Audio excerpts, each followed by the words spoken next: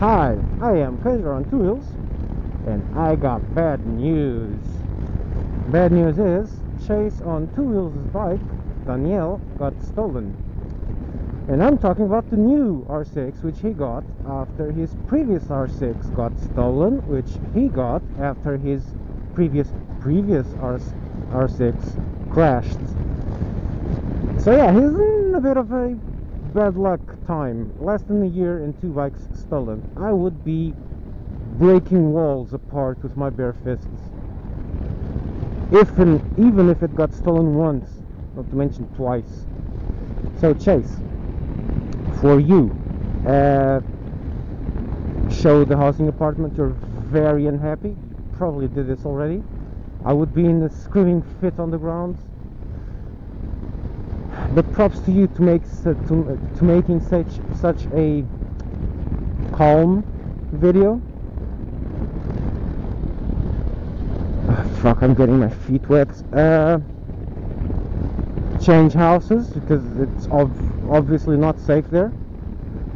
And my advice would get a smaller neighborhood where people know each other, so they would look out after your bike. A private garage or a private storage unit where you can store the bike without people seeing it from the street. That will not stop a determined attacker, but it will stop the random attacker saying, look, there's a cool bike, let's just break the lock and let's go.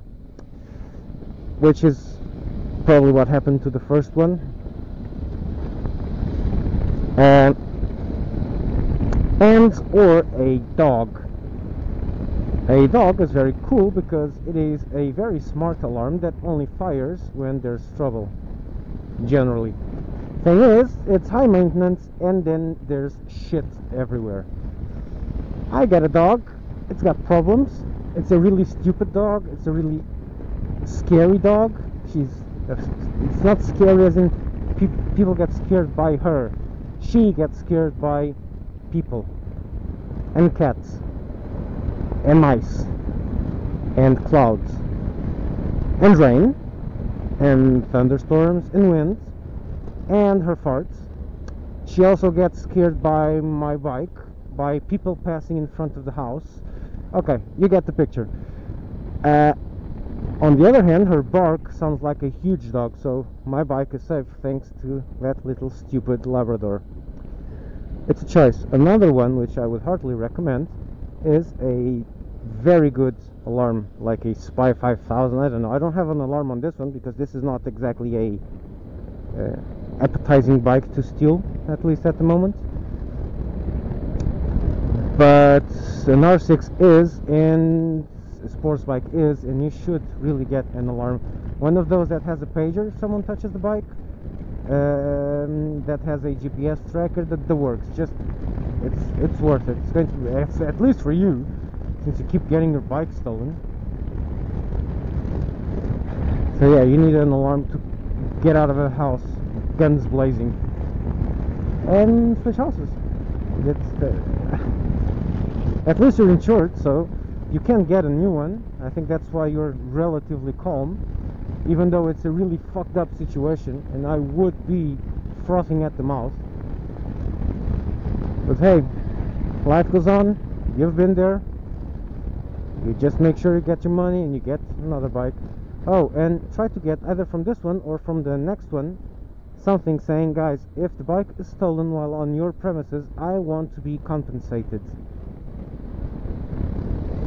That would be a cool thing to have. Not gonna happen, but that would be a cool thing to have. So Chase, yeah, that is for you. For the rest of you, the other 200 subscribers I have, woohoo, I made it 200. Took me a year, but I made it 200.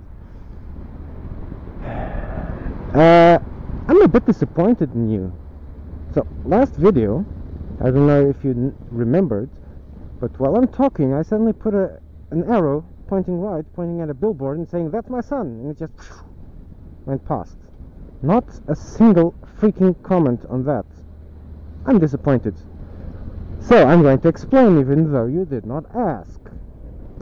That was my son on the bus stop Why is my son on the bus stop? Because he's missing. What? Your son is missing and you're talking like that? Yeah, he's missing. What happened? He's an actor. He made a movie which is now on the movies about a missing child. And that's him, and that's why there are billboards not everywhere, but on bus stations, on cinemas obviously, and here and there with him, just a picture of him and saying missing, and then underneath his name. Thing is, the name of him on the movie is exactly the same name as him in real life, which is Martin. So that's not cool. And that has already led to a couple of funny situations, let's just say it like this. And by actor, oh, your son's an actor, cool, yeah. No, he's actually and I'm a very big critic of him, he's actually a very good one.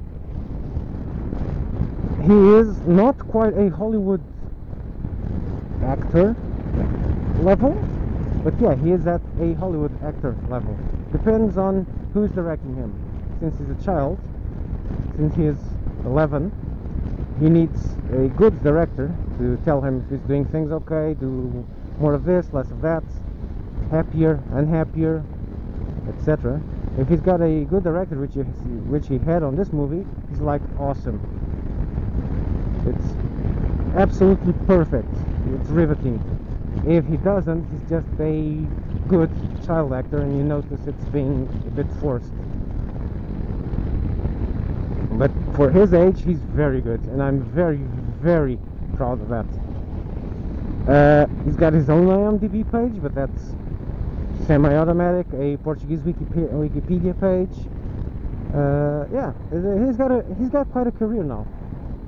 At the moment, he's on TV and on cinema at the same time, because he's doing a soap opera also, and publicity and some radio spots, because his voice is very editable.